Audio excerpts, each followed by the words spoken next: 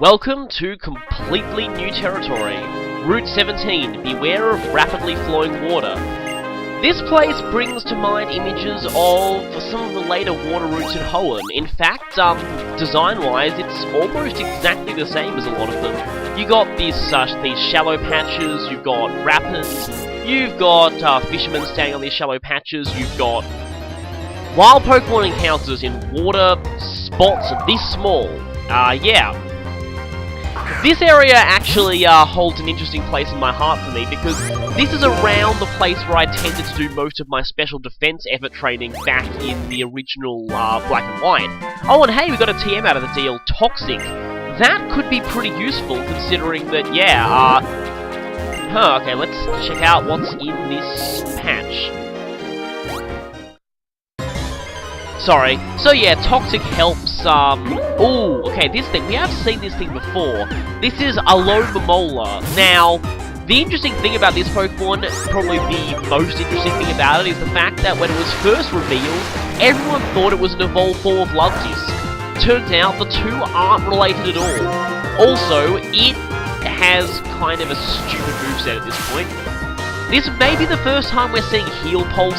Heal Pulse is one of the most hilarious moves in the entire game in singles, because all it does is heal your opponents. Yeah!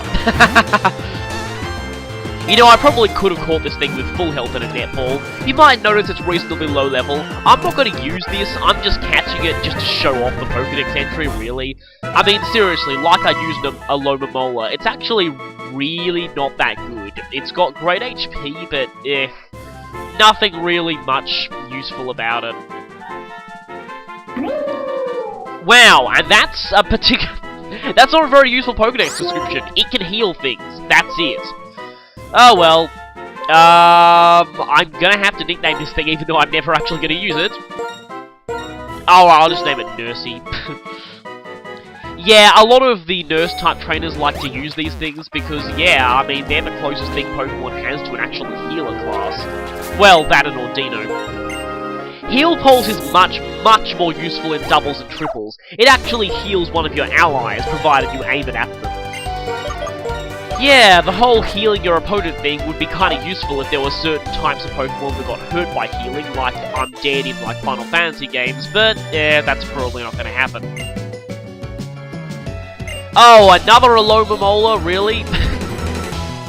See, I'm still kind of confused as to why they didn't make this an evolved form of Luvdisc. It is representing a different species of fish, but still, it's just one of those Pokemon you just think, why?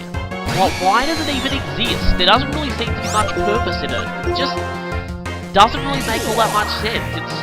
At least Luvdisc was good for giving you heart scales, but this thing, seriously, what does it have going for it? Nothing much, really, so yeah, nothing much I can say about this. Let's see if Charge Beam does a little more. Of course, the one thing about them is they do have massive HP stats. They kind of try to be the Blissey of the seas, but they don't really have the defenses to back it up. And that's all. Did that come off as incredibly creepy to you? Oh yes, that's a running joke that's been done throughout a lot of the series, and I'm really surprised they get away with a joke like that in a kid's game, but they've been getting away with it for quite a while. So yeah, the whole standard Rapids puzzles. Okay, here we find a Deep Sea Tooth, which is completely useless because we can't get Clamperl until after we beat the game. Yeah, we actually can't get Clamperl yet. You know, speaking of which, I just realized I actually forgot I need to train up a Smash Pass for this. I really do. Now, there was a trainer back there that I missed, so we can take him on later. If we exit the water here, we arrive at a cliff top. At a sort of a cliff top route. Now, I believe you can bypass this guy by walking around him, so I'll try and do that. And we have some more wild Pokemon to find here. Now, most of the wild Pokemon here are repeats of stuff we've seen earlier.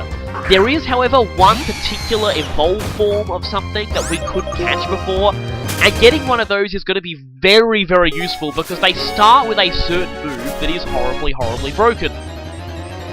And my dowsing machine is going off and pointing down the cliff.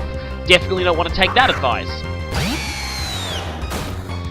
There is some dark grass here, so I'm not really going to catch anything around here. Again, dark grass. It's actually quite close. We do have this small cabin, though, in the middle of nowhere. Let's see who we've got here.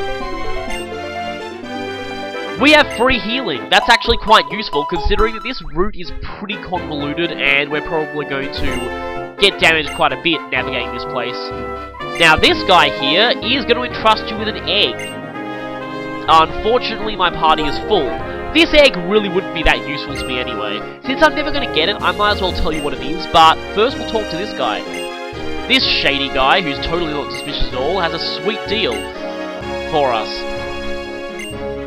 Now, it isn't really apparent what this guy actually buys off you. It turns out what he buys is rare bones. So if you have any of those, you can sell them to him for quite a lot of money. Now, we've got a strength rock here, and this leads over to the dark grass, I believe. Drat, we don't have a strength user. I really don't feel like going out of this route again. I don't want to have to navigate those waters again. Fortunately, I'm going to have to. So I might as well just teach strength to something here. Who wants it? I guess. At least it gets stabbed. So I guess you'll have it. Oh, actually, it's pretty much a better version of Hyperfang. It just lacks the flinch rate, but if you ask me, 10 extra accuracy is better any day. I do not like missing this stuff. Really don't. Anyway, let's go ahead and push this. I could have sworn that Hyperfang had 85 base power, but anyway. Push this rock. Fortunately, this rock will stay moved forever, and we'll never have to do it again. And we can go and catch ourselves a Pokemon around here. Not sure if this really is dark grass or not. I guess we're going to find out. And Dwebble. Not quite what we're looking for. So, yeah, run. Yeah, we need a bit of a bigger rock bug here. Oh, I could have sworn there would be an item around here. Anyway. Oh, definitely want to get out of view. Yeah, running away now. Run away. Don't want to have to deal with that again. Seriously, that thing already holds the record for most blackouts I've been caused in this challenge, and I don't want to cause that to go any higher. Let's just circumnavigate the backpacker a bit, and hey, more strength rocks. Good thing strength still stays active. Under this bridge, we have... I'm pretty sure there's no way around fighting that guy. So, let's get ready for battle. Normally, going here is a pretty good source of grinding before the next gym, but hey, I don't need grinding because... yeah, I'm kind of stuck where I am.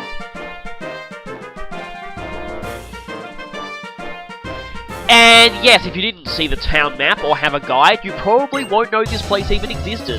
So... yeah, quite useful to look at it.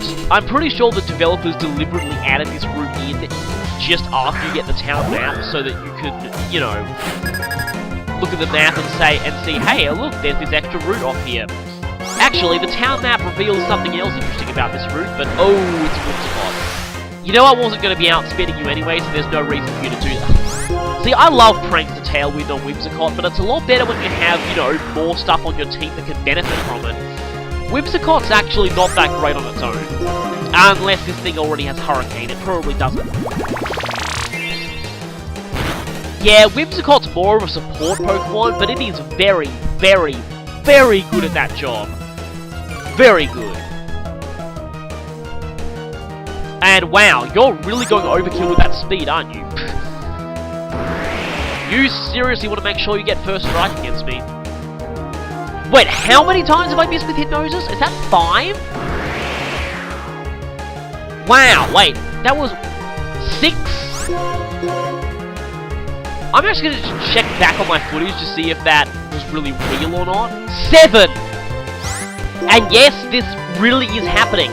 I have just missed 7 times in a row with Hypnosis in one battle. I hate the AI's hacks so much. See, this is proof. This is proof, basically. Yeah, my philosophy with Pokemon is that anything that can go wrong will go wrong horribly. Okay, that was 8. the 8th time I finally hit with Hypnosis. That's 60% accuracy. I should not be missing with that 7 times, whatever. It should not take me 8 uses of a Hypnosis to actually hit something. Oh, really? See, basically in most Pokemon games, I like to consider myself cursed. I tend to have the worst luck with everything. Most of the time, at least. Because, well, I'll get back to that later. But, yeah, I probably should have just spammed Strength, really. I was just wanting to put him to sleep, and then 7 misses in a row with Hypnosis. You have to be freaking kidding me! Oh, this item had better be worth it. This item had better be worth it. Use the town map to go somewhere I can never see you again. Oh look, we got an item that evolves a Pokemon. Another item that evolves a Pokemon we can't get at this point. That was totally worth it! Ah! Okay, now that item down there is worth it. So we're going to go ahead and get that. This is actually the main reason you want to come to this room. Oh, and I've probably worn out my voice screaming, but seriously. 7 Hypnosis misses in a row. 7! I can't get over that. That's... Ugh. Seriously, that's just... And we get the HM for Waterfall. This, like most HMs in this game, is completely optional. And if you don't go to this route, you probably won't even get this HM.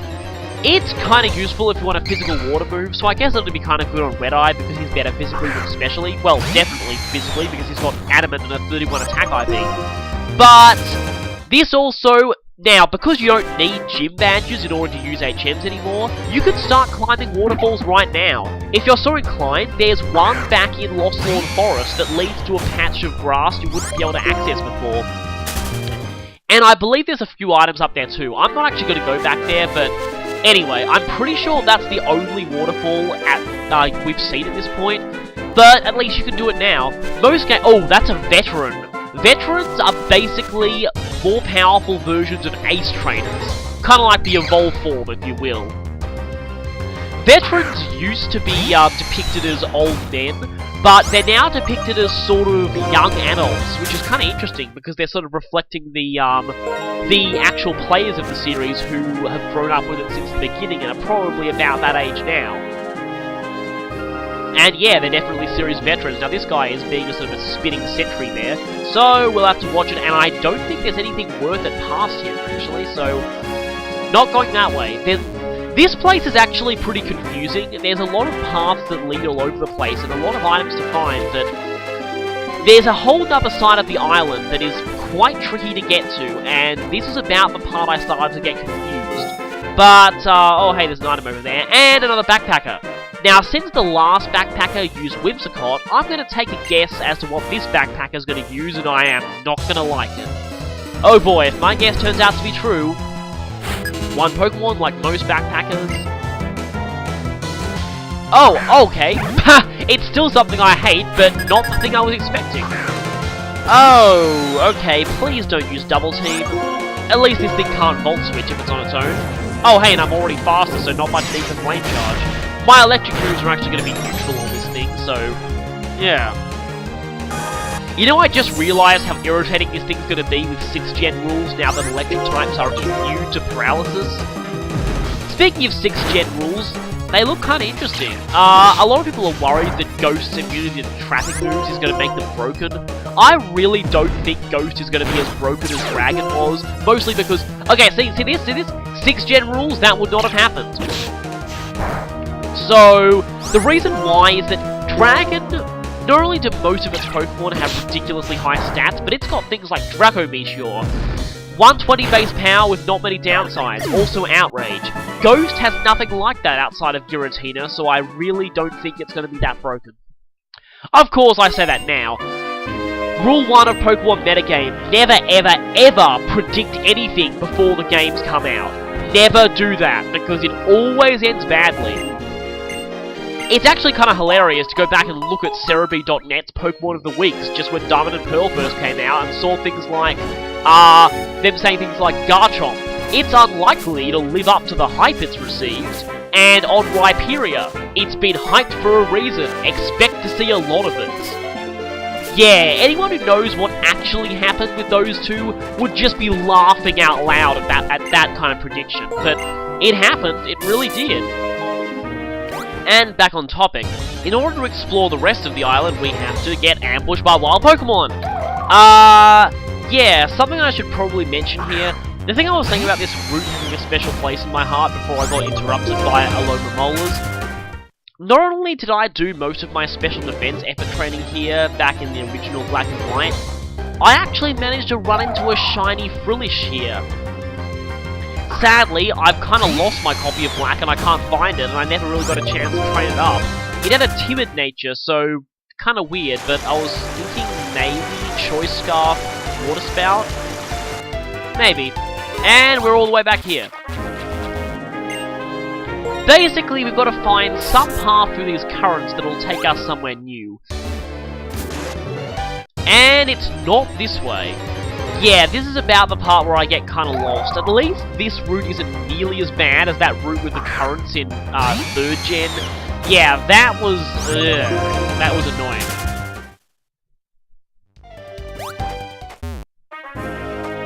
So, yeah, we're back where we started. That's, yeah, just a warning, I kind of have a tendency to get lost in this part, like you're seeing me here aimlessly wander around. Yeah, I might try to just mention some random stuff while I'm blundering around getting lost here. It's not quite as bad as those routes back on, yeah, back in Gen 3. Yeah, specifically because you had to find one very specific dive spot, and you can see I'm already using a repel. There's actually not much to catch down here. Frillish really won't help me out much, and Alola Molar, well, yeah, not that great anyway. So, then again, there was a trainer back here that I missed, so I get that guy right there. I think I missed him. So, I could battle him if I want, but it's really not, there's really not much point in it, because... Okay, that's definitely not going to work. Yeah, it took me a very long time to figure out these currents. See, going this way, you hop off exactly where you were before, back here. Yeah, we need to get over that side, so... yeah... Unless there's somewhere else you can surf up here, I'm not... So, some derping later, and I find out there actually is something past this guy. Something that is probably going to be pretty important. Yeah, funny how that happens. I thought that cliff ended there, but no. Yeah, there's more to this area, and it leads down to a shoreline. So, maybe this is the key I've been missing. This could help, but you see, you might notice there's another part of the island over the other side that we haven't really got to yet, so... yeah, we're gonna need to play around with the currents just a tiny bit more, but for the time being, there's a relatively new part of this route we haven't seen before that's past the veteran this way, and using another repel, obviously. So, yeah, there's a few ways to go here. This way, actually both those ways are going to lead us like that, and that just loops us around. So, best to take this path then, which will lead us somewhere else. Here we are at somewhere new. What is this? Well, we might remember this from the map. That guy there is actually a trainer though, so be careful when approaching him. This lab looks abandoned. If we look carefully, there's a memo here. Let's see what it says.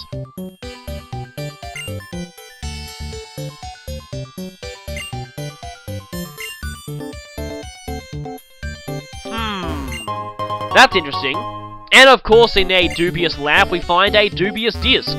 Yet another item to evolve a Pokemon that we can't get at this point in the game. Brilliant!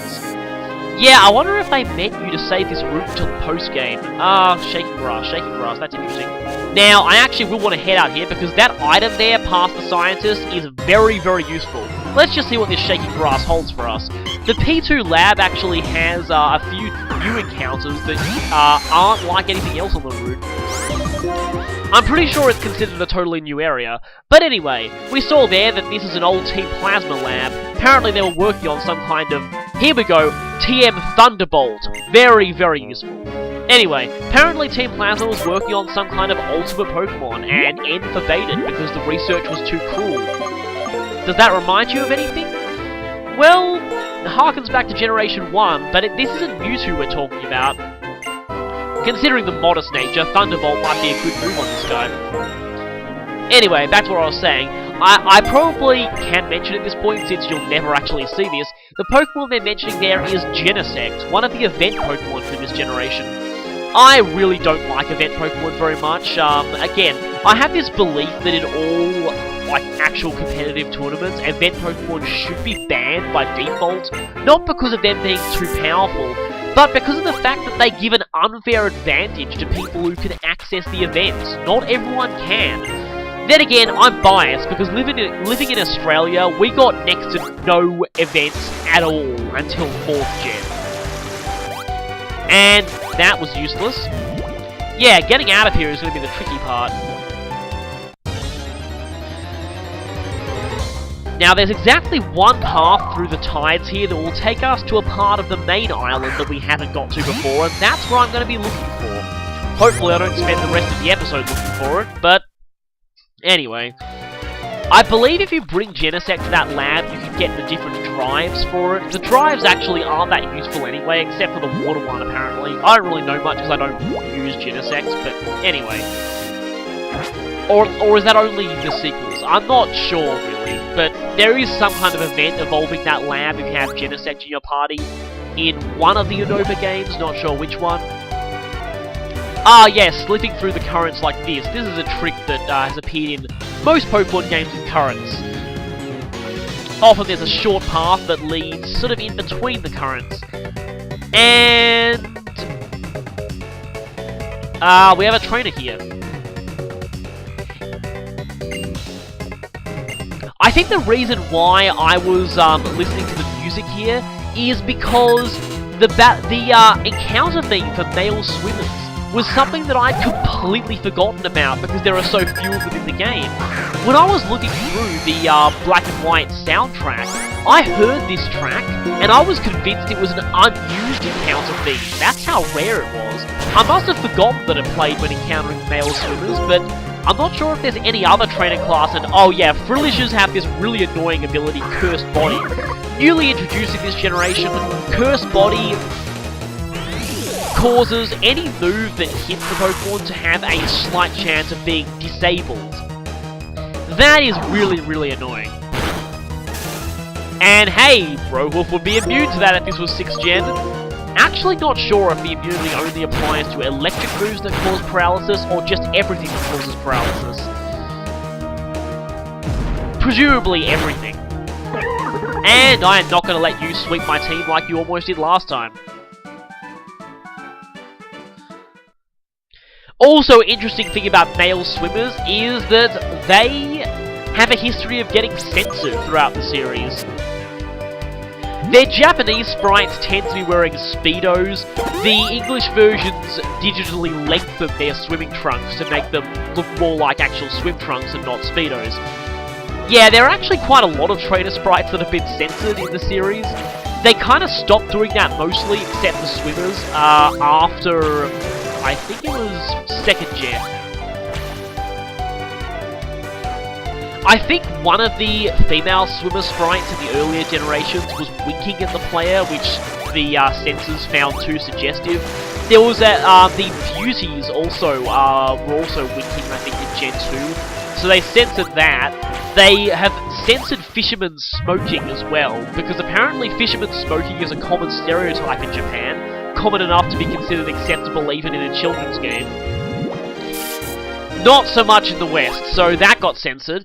And probably the thing that most annoys me is the fact that they censored the sages in Gold and Silver.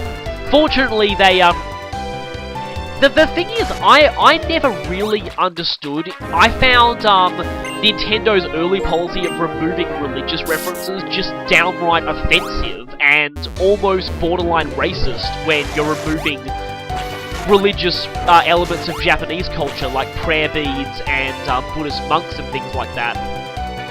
Basically, the monk sprites looked like they were praying then, and that got censored to them folding their arms instead, which is interesting. And of course, the prayer beads on the, I think they were mediums back then, got censored. And the funny thing was that in Heart Gold and Soul Silver, the censorship was removed, but at that point, the sages had prayer beads, and the mediums didn't have prayer beads at all. They just had candles, so kind of a bit of a reversal there. Anyway, yeah, kind of a lot of weird stuff that went on with Nintendo's censorship divisions in the early days. Part of the reason why I out of principle, am not intending to play any of the early translations of games like Final Fantasy VI or Chrono Trigger. I much prefer the DS translation. Yeah, there are some people who have a soft spot for Frog's ye old butchered English, but seriously, it was actually just plain wrong. They used all those thous and thys in totally the wrong context, so I'm fine with them changing that. Like, I mean, you know, I wouldn't really call it a Woolseyism, it was actually just plain incorrect.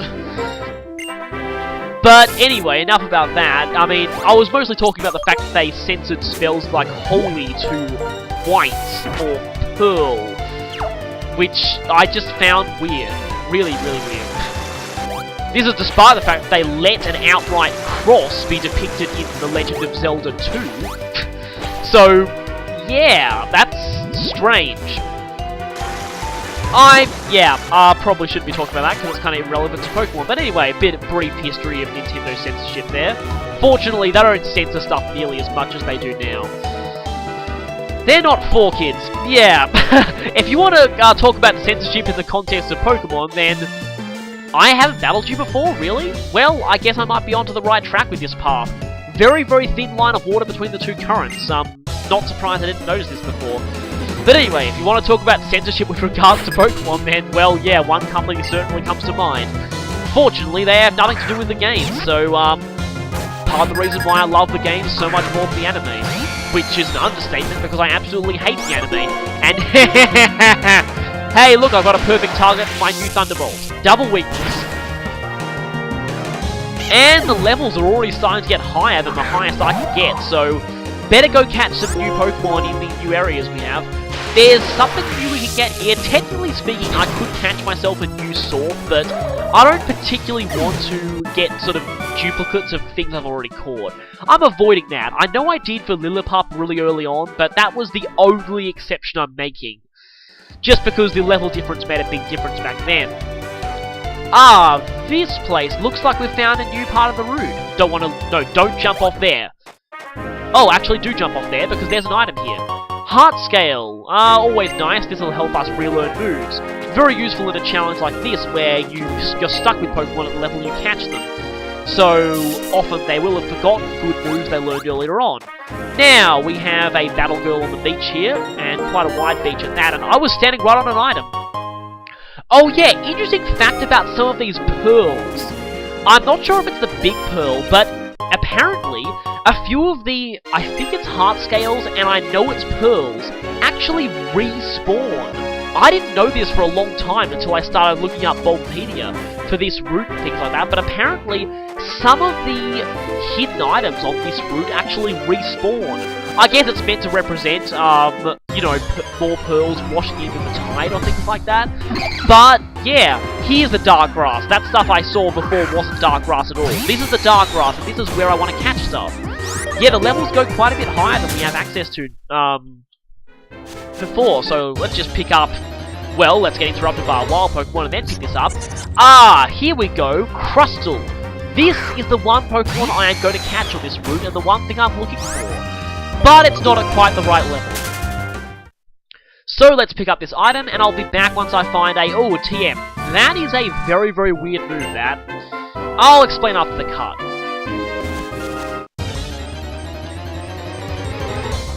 And I believe, yes, here is the Crustle I'm looking for, so I'm going to go ahead and catch this. The main reason I'm catching these is that these things come with a very useful move right off the bat.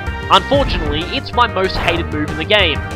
and that is going to take a very, very long time to weaken, so I might as well just use a... Wow! That was powerful!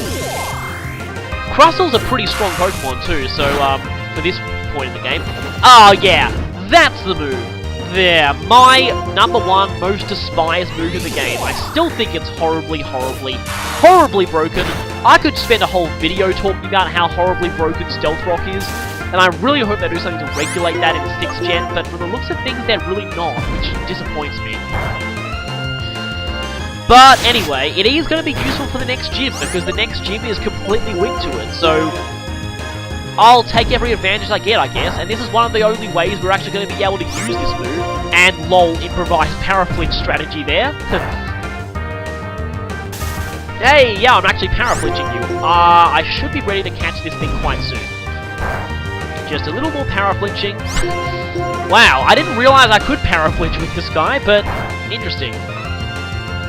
Yeah, you only need one layer of Stealth Rock. Part of the reason why I think it's so horribly broken. But yeah, regarding telekinesis, the TM I promised I'd talk about a bit more, it's really strange. I haven't really found a good use for it yet. It causes the target Pokemon to be levitated into the air, and basically all moves used against them have higher accuracy. It's generally much, much more useful in doubles than it is in singles, but it's kind of a strange move. Wait a second, the one whose Boulder is broken loses? I think, with regards to one particular move Crustle learns, the one who breaks its own Boulder first most likely wins. The anime actually depicted what a Crustle looks like after it's used Shell Smash, and it's actually kind of interesting. And a bit weird, but yeah. I'm gonna name this thing Hermie the 4th. There already was a Hermie the 3rd. He was one of the most annoying bosses in that game, if I recall correctly, but I'll leave you to figure out what I'm talking about.